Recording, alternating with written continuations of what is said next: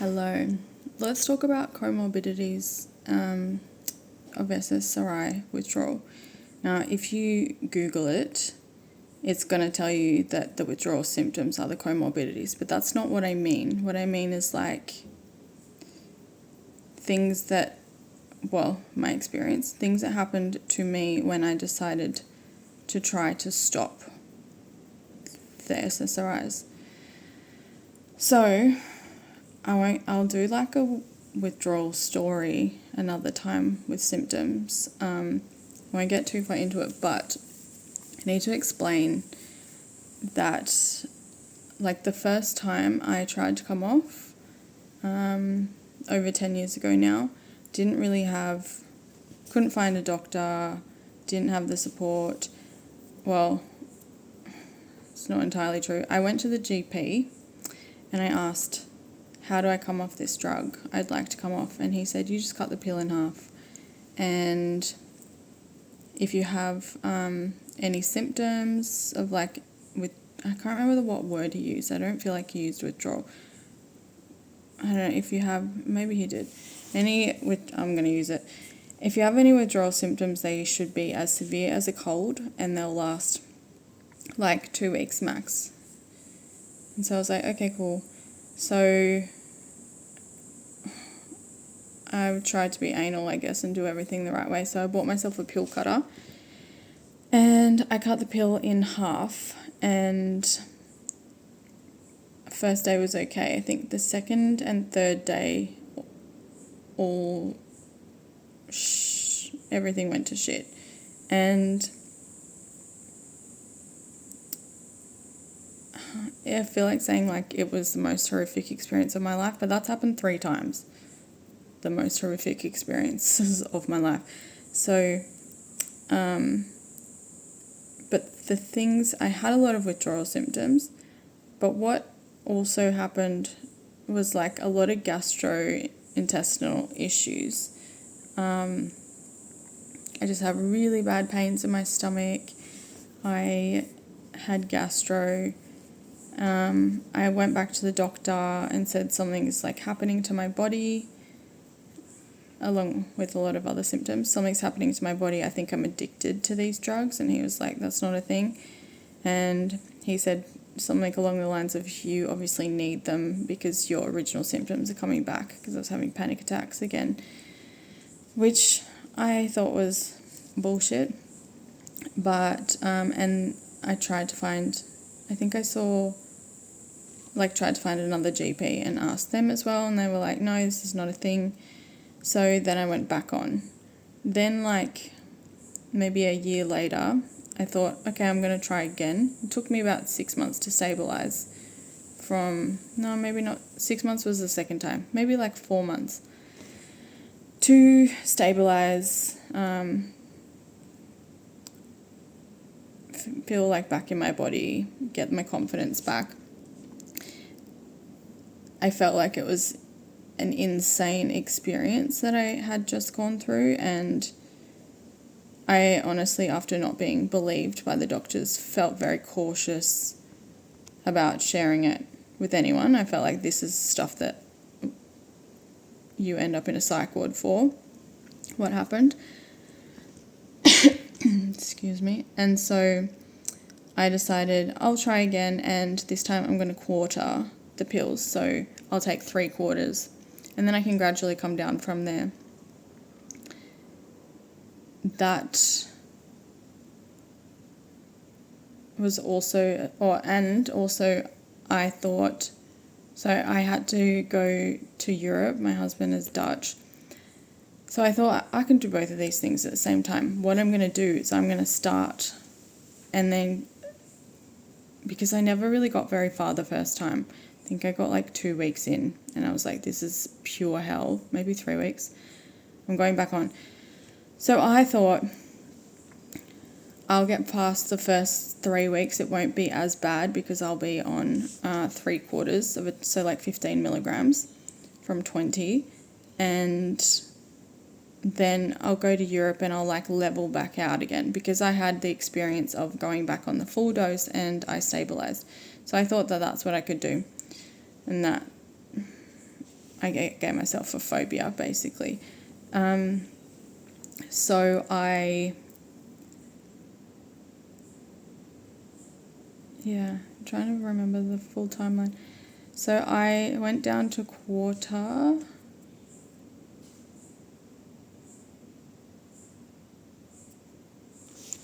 Yeah, and all hell broke loose again. But this time I had really severe gastro issues. So anything I put in, like along with all the other symptoms, but anything I put in my mouth would come out of me within 5 to 10 minutes. Anything at all. Didn't matter what it was. Plain white rice, like my gut would not handle anything, so I became really sick. And I thought that I'd go really healthy, and if my body, I still need nourishment, so if my body's not accepting anything, I just started having bone broth all the time, still really sick from that. And then I thought I was going to stabilise. I had a full meltdown at the airport trying to go to Europe, and I could not go to Europe. And that was really traumatic for me and for my husband. He ended up going to Europe. So I had really severe withdrawal symptoms then, and I decided to go back. It was too much. I couldn't handle it. So I decided to go back on the drug again and try and find a doctor. I'd already searched for a doctor the first time for like a year. Could not find any support. This time I was like, okay, you're just going to go back on it, go back to normal life. But I went back on it, and it took me about 6 months to stabilise from that time. I can't remember how long I was tapering for, but I was on 15 milligrams for a while, at least a month, and maybe longer. And so I went back up to 20, but my gut never got better. So I found a nutritionist, and we did an elimination diet. It's written by the RPA Allergen Clinic, and it's quite well known. So we did an elimination diet for food chemicals and found out I had an intolerance to salicylates. They are a protein found in many fruits and vegetables. So then I ate a low salicylate diet that I've been eating for 10 years now. And I had SIBO as well. So, but my gut still was not getting better. So then I just kept going to the doctor with complaints, I guess, and I keep adding to my list of inflammatory issues and diseases. So now I have some kind of histamine thing going on as well, because I've been eating salicylate free or low salicylate for 10 years, and I still have these flares all the time. And they're not just sometimes my face blows up or or my psoriasis gets really bad, or I get sick, but I'm not sick. It's weird. It's I feel like I have the flu, but it never eventuates. I never get sick to that point. Sometimes when I do get sick, I'm sick for a really long time, 3 weeks. It just lingers and my body doesn't clean it up properly. But I just keep adding to my list of issues. So far it was SIBO and protocols as well. SIBO, psoriasis, had that since I was young. Salicylate intolerance, some histamine issues. Now I'm being treated for MCAS, and looking into a mold. They want me to do a mold detox, and I'm really cautious about doing any kind of detox while I'm coming down on SSRIs. because it scares me, to be honest. But then also my GP was like, okay, you've had these gastro issues for so long. I think it's time to do a colonoscopy as well, like family history. It's like, it's time. So did one colonoscopy last year, and the doctor was like, we have to get back in there, like you had a lot of polyps. So last year I had in total 3 colonoscopies and had over 110 polyps removed, and diagnosed with irritable bowel disease and serrated polyposis syndrome. Positive thing is no active inflammation. So now my diet is, and this is the other thing, like messing around with all of these diets for so long. Like when I did that Aimings food intolerance elimination diet for like Aimings, for example, I had to eat bananas, salmon and dark chocolate for like 2 weeks. So I just got like a little bit fat so for those 2 weeks, but it messes with like heaps of stuff, playing around with all these diets, trying to be so restricted. I did keto as well when I first started, when I first became really, really sick, like over 10 years ago, and that helped. And then when I stopped, I got put on a lot of weight. So I also had insulin resistance. Now my diet is meant to be lactose-free, gluten-free, although I'm not celiac or lactose intolerant. I cannot eat them because they're aggravating to my gut. Low histamine and salicylate free. It's really restrictive and hard, and like I haven't had, like I used to love going out for Italian food, can't do that. No it's basically like barbecue. That's basically it. And now I thought I was like pretty solid. Japanese was like the vibe, but now that makes me sick too, because soy is a high histamine food.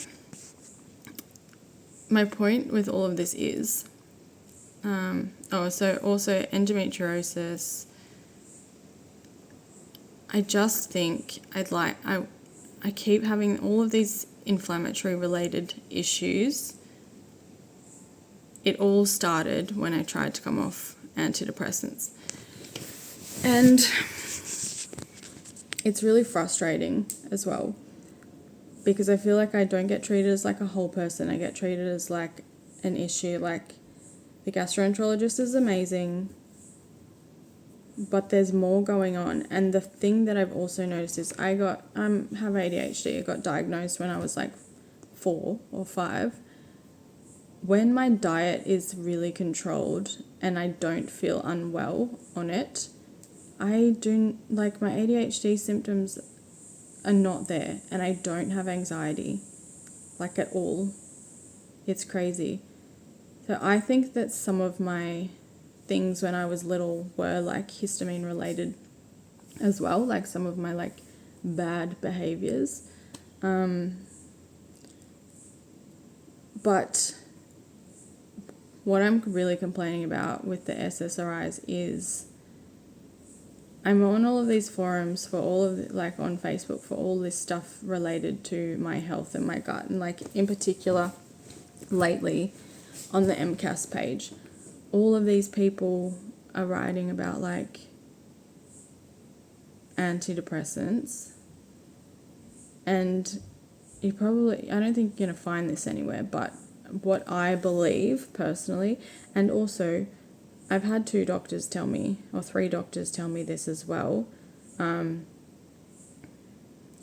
getting sidetracked, but so I also went down the route of fecal matter transplant, and that gastroenterologist told me, that antidepressants mask physical symptoms. So something's going on in your gut, you might not even know. My gastroenterologist told me, if you continue to get worse, this is our like next line of protocol.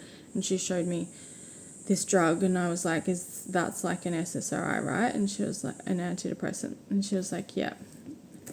And I said, like, not doing that. But the reason why, like, gynecologists and gastroenterologists use these drugs is because they numb physical pain. And I think, I don't know, it's not like widely talked about at all. I remember Brooke Seam talks about it, that she thought she had a really high pain threshold. And then she is a chef, and I think she said she burnt herself or cut herself while she was doing it once she was like off them, and the pain was like really severe. So she realized she didn't actually have, she had to like relearn pain. She didn't have a high pain threshold. She was numbed from the antidepressants. So yeah, I don't know if all of this stuff with me, I think some of it was happening in my system. I think some of it was like before antidepressants. I think some of it was induced by the withdrawal, by removing the drug, and also some of it was like completely numbed, which is also pretty scary. Like, I've had 2 knee surgeries and I thought that I was a boss through them, and now I'm kind of realizing you just didn't really feel it, because I remember I felt the pain, but it didn't like, I didn't have the in-between. It sounds weird. I had a lot of pain in recovery from knee surgery, but I felt like the middle block of pain wasn't there. So I felt like the pain in the beginning, not in the beginning of like the thing, but I felt like a lighter version of pain. And obviously I was also on painkillers, so that helped. But I kind of just like, not cruised through, but I like made my way through the recovery. And I fainted once when a nurse put me in a chair and didn't put the like lock on and dropped me on my foot, and it was like my leg was out, so it went straight up. So I felt that pain, but I didn't really feel like severe pain through the whole recovery. I mean, it would wake me up and I wouldn't sleep, and then I would take an endone and it would be okay. And then, yeah, my second knee surgery, my doctor actually told me, you need to go on the endone, because I was like, I'm not taking it, because last time it did not feel good. So I do feel like the SSRIs numbed me a bit, and that is a bit scary, but also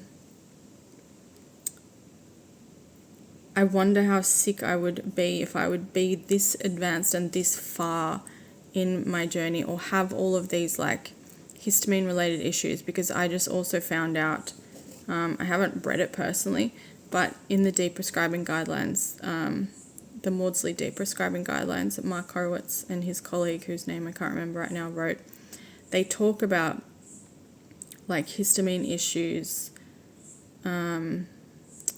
when you are trying to taper off. So the thing about these drugs as well, like they affect every part of your body and no one really understands them. So I often wonder, if I felt everything that was happening to me from the very beginning, would I have been sick for 10 years already? I don't think so. I think I would have, I wouldn't have got that initial gastro. I would have figured, maybe learnt that I had SIBO. But would all of these other things have happened? I don't know. It's hard to know. But the important takeaway is, I think a lot of people on the tapering and the antidepressant support groups have all of these other things going on as well. and it's all intertwined somehow. And the problem is that nobody knows. There's no research about it. So yeah, that's what I wanted to talk about, though. That's like what I mean when I talk about comorbidities and SSRI withdrawal. Yeah.